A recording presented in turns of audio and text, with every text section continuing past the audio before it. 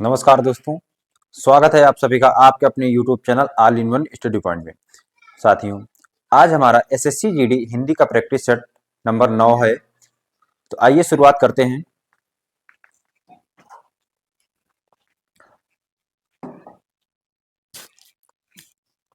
आज का हमारा पहला प्रश्न है, निम्नलिखित में से कपूर का तत्सम बताइए। तो इसमें से आपको कपूर का तत्सम शब्द बताना है। क्या है? पहला विकल्प दिया गया कर्पूर, घृत, अट्टालिका, इनमें से कोई नहीं। तो चार विकल्प दिए गए हैं और इसमें से आपको कपूर का तत्सम शब्द चयन करना है।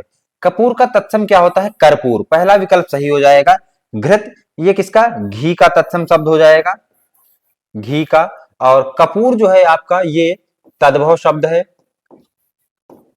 कपूर शब्द कैसा है? तद्भव, और जिसका तत्सम होता है कर्पूर। घृत, ये आपका घी का तत्सम है। अट्टालिका, अटारी का तत्सम शब्द है। अटारी, अटारी तद्भव शब्द है और अट्टालिका ये तत्सम शब्द है। न्यूनतम विशेषण की कौन सी अवस्था है? न्यूनतम विशेषण की कौन सी अवस्था है? प्रथमावस्था, उत्तमावस्था, उत्तरावस्था, मूलावस्था। तो कौन सा विकल्प सही हो जाएगा? प्रश्न नंबर 2, कौन सा विकल्प सही होगा? प्रथमावस्था, उत्तमावस्था, उत्तरावस्था और मूलावस्था। तो कौन सा विकल्प इसका हमारा सही जवाब हो जाएगा? दूसरा विकल्प, उत्तमावस्था। विशेषण क्या होता है? जो शब्द संज्ञा के स्थान पर या जो शब्द संज्ञा के बदले प्रयोग किए जाते हैं, विशेषण। जो शब्द संज्ञा और सर्वनाम की विशेषता बताते हैं, जो शब्द संज्ञा और सर्वनाम, संज्ञा और सर्वनाम की विशेषता बताने वाले शब्द विशेषण कहलाते हैं। और जो शब्द क्रिया की विशेषता बताते हैं उन्हें क्रिया विशेषण कहते हैं। क्रिया विशेषण की, क्रिया की विशेषता जो बताते हैं वो क्रिया विशेषण कहलाते हैं। और क्रिया विशेषण आपका अविकारी शब्द है। अविकारी शब्द क्या होंगे? ऐसे शब्द जिनको लिंग, वचन, काल या कारक के आधार पर परिवर्तित नहीं किया जा सकता, वे अविकारी शब्द कहलाते हैं। तो बात कर रहे थे विशेषण की। विशेषण क्या होते हैं? जो शब्द संज्ञा और सर्वनाम की विशेषता बताते हैं, विशेषण कहलाते हैं। विशेषण की अवस्थाएं कितनी होती हैं? 3 अवस्थाएं होती हैं। विशेषण की 3 अवस्थाएं होती हैं। कौन कौन सी? प्रथमावस्था,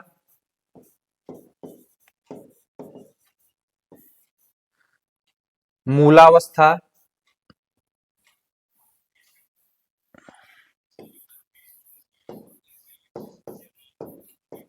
मूलावस्था, उत्तरावस्था और उत्तमावस्था।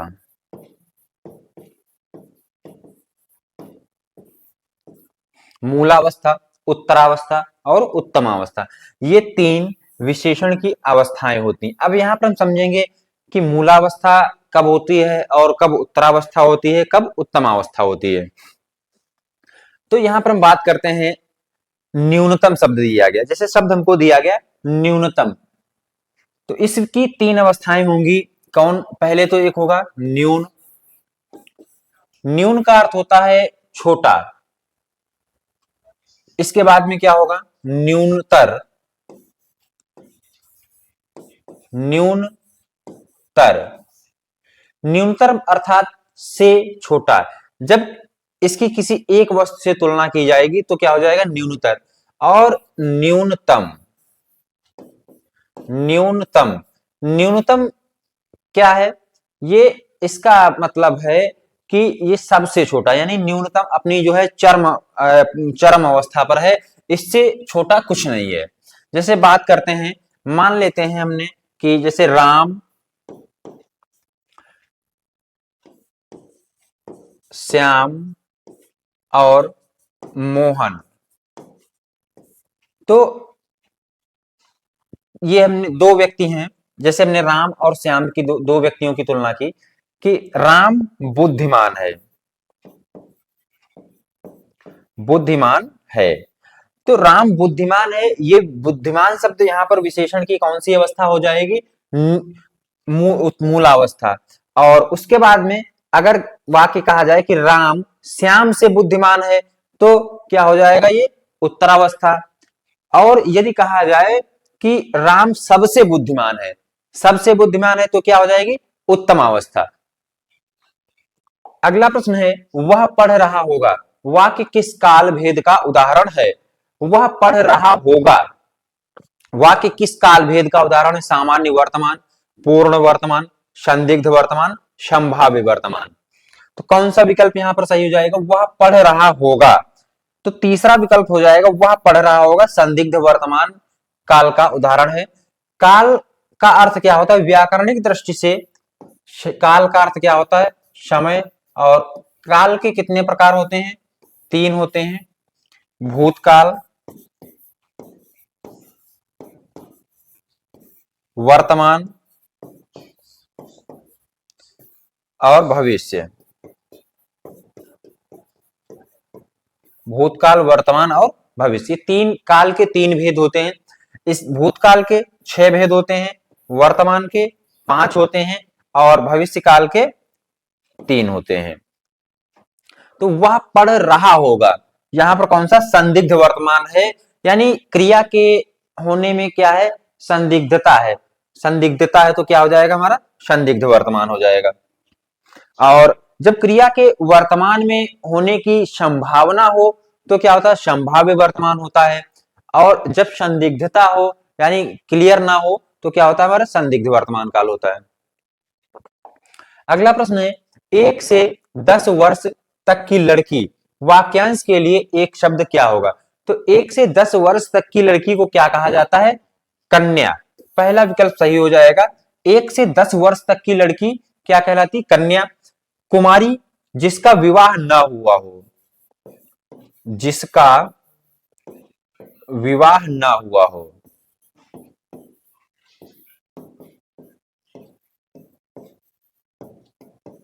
जिसका विवाह ना हुआ हो, या ऐसी लड़की जो अविवाहित हो और आयु उसकी 10 वर्ष से ऊपर हो। 10 वर्ष तक की आयु को हम क्या कहेंगे, कन्या कहेंगे। और 10 वर्ष से ज्यादा आयु है और उसकी शादी या विवाह नहीं हुआ है तो उसे कुमारी कहते हैं।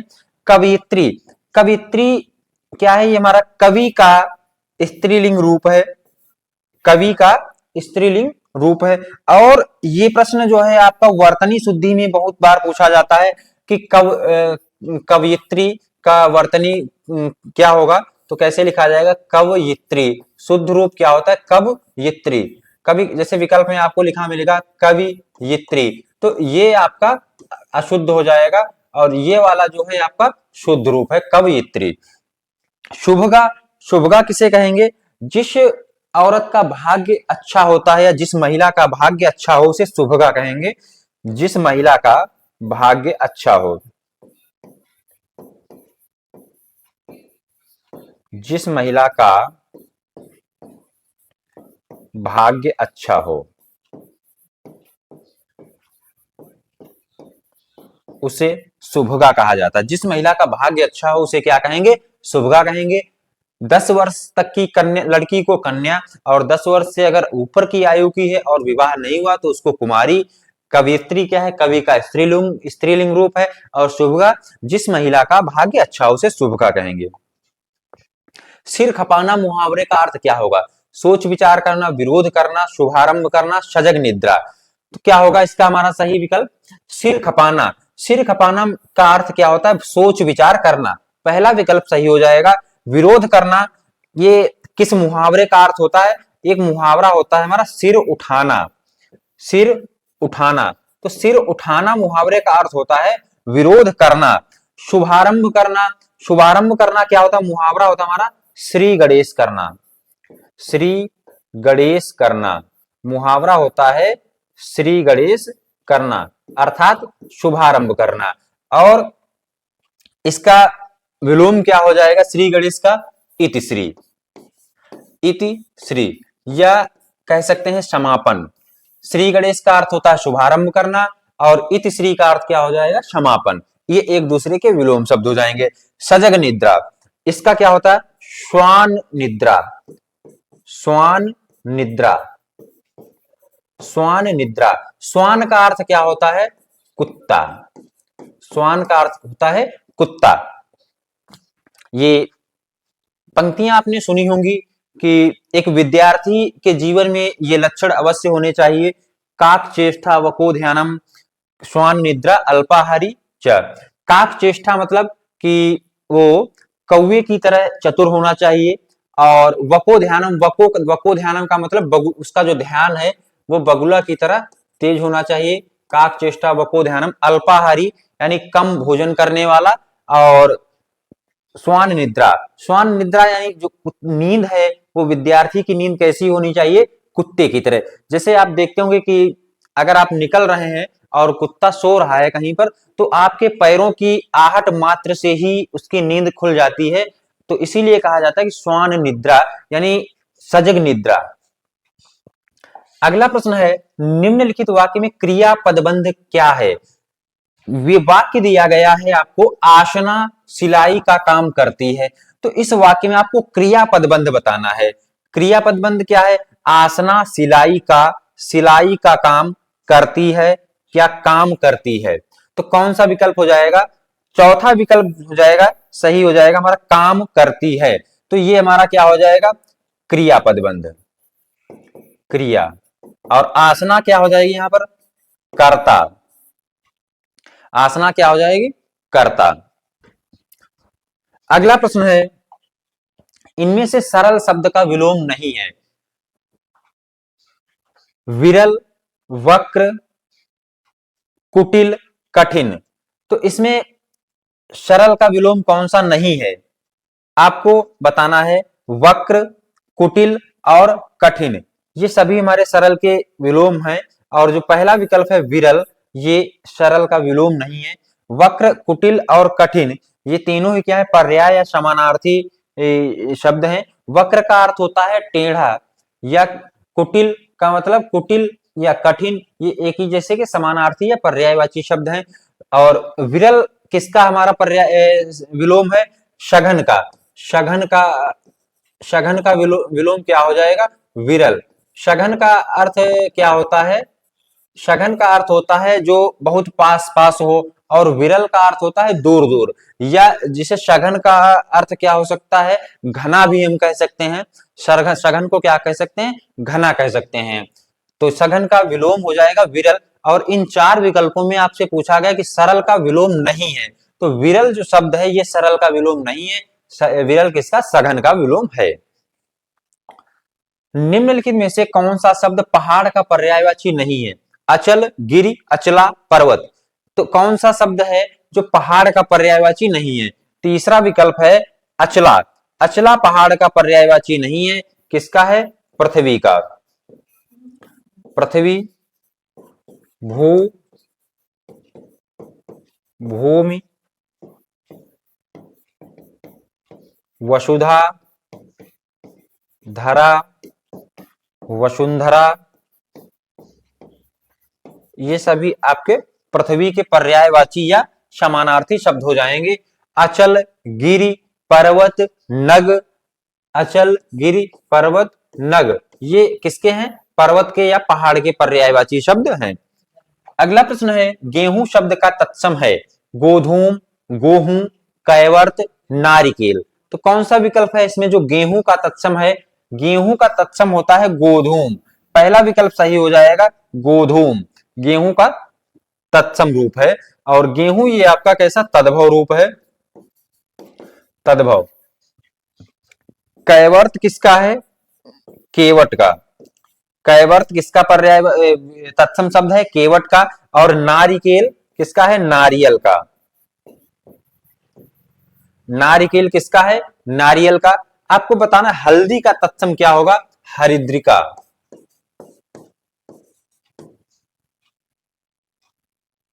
हल्दी का तत्सम क्या हो जाएगा? हरिद्रा।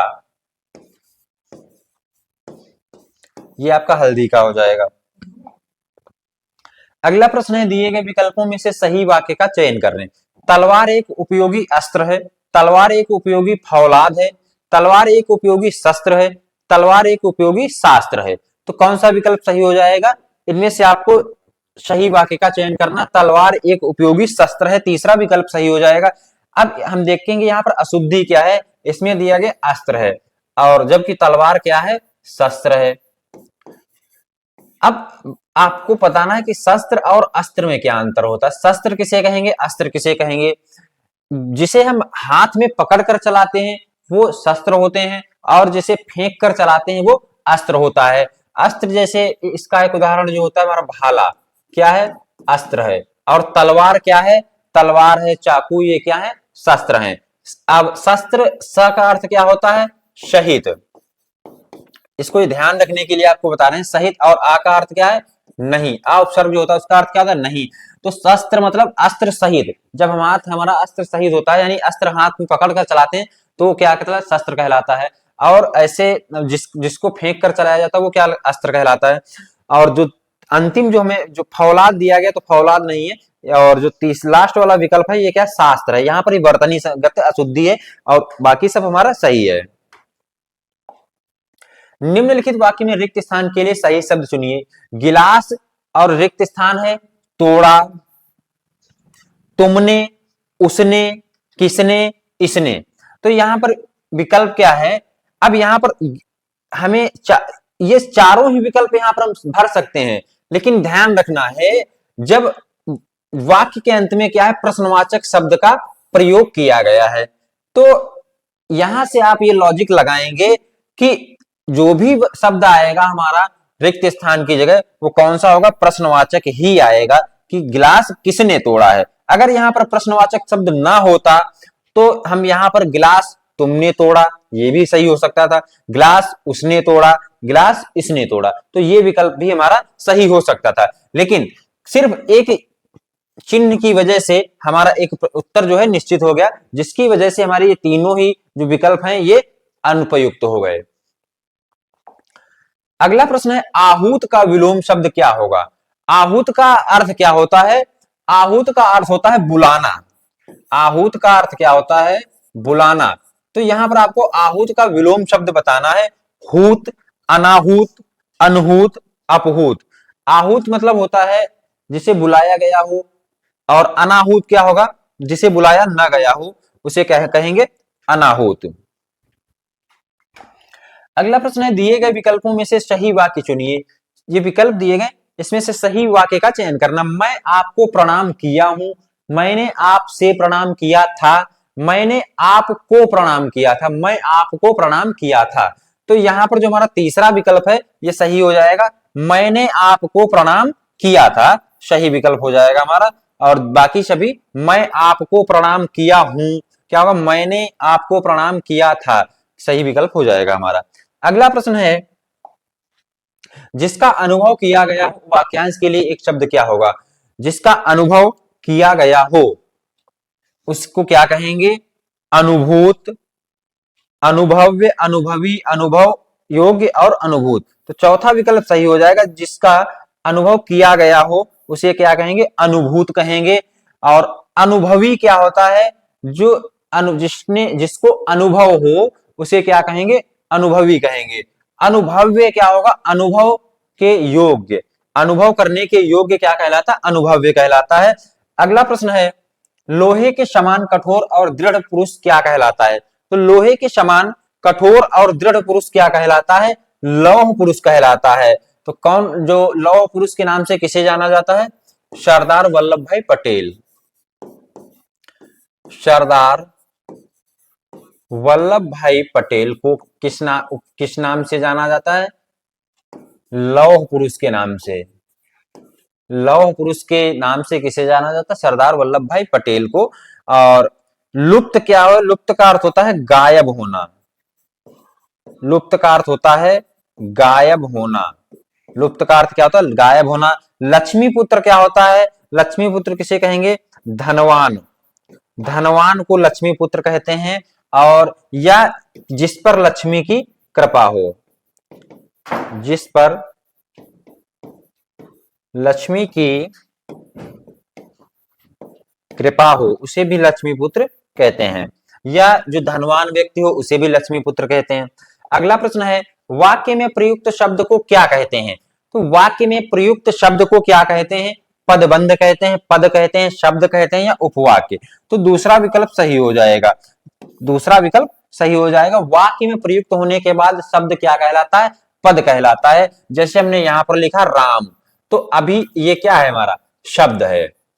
यहां पर जब तक ये अलग लिखा हुआ है तब तक क्या है? शब्द है। जैसे ही मैंने इसको वाक्य में प्रयोग किया, जैसे हमने वाक्य लिख दिया, राम बाजार जाता है, राम बाजार जाता है।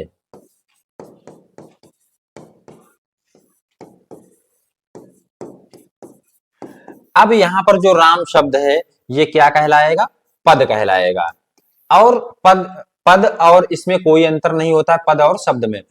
शब्द को ही हम पद कहते हैं, लेकिन वाक्य में प्रयोग होने के बाद, जब तक अकेला शब्द है, अकेला तो उसे हम शब्द ही कहेंगे। वाक्य में प्रयोग होने के बाद क्या कहलाता है? पद कहलाता है। शब्द किसे कहेंगे? तो वर्णों का जो सार्थक समूह क्या कहलाता है? शब्द कहलाता है। वर्णों का सार्थक समूह,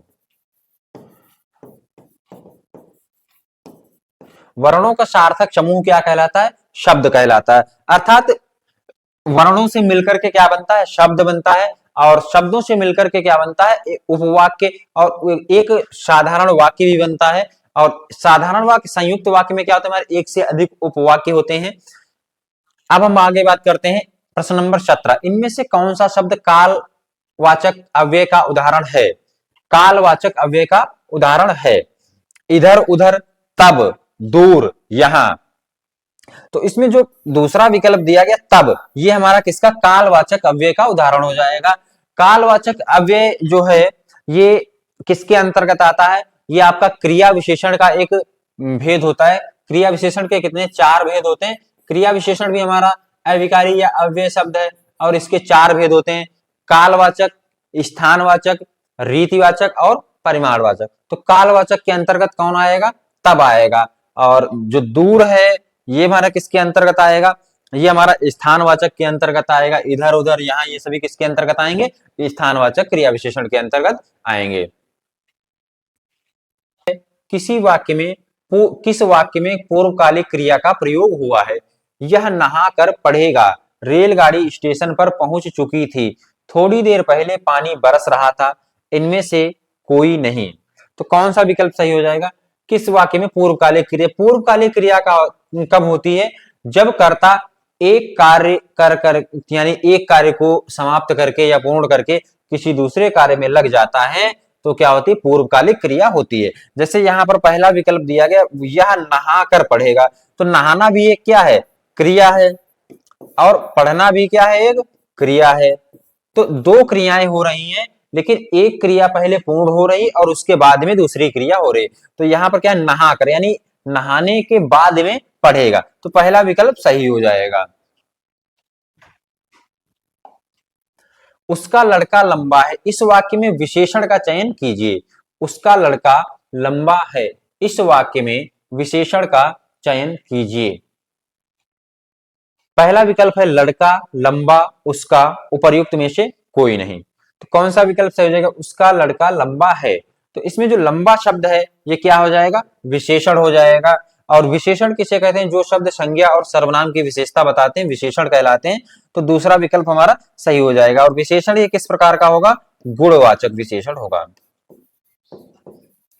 विशेषण किस प्रकार का होगा? गुणवाचक विशेषण होगा, जो कि हमारा दूसरा विकल्प सही है। तो ये हमारा आज का अंतिम प्रश्न है। और जो भी साथी चैनल पर नए हो, जिन्होंने अभी तक चैनल को सब्सक्राइब नहीं किया है, वो चैनल को सब्सक्राइब करें और वीडियो को लाइक और शेयर कर दें।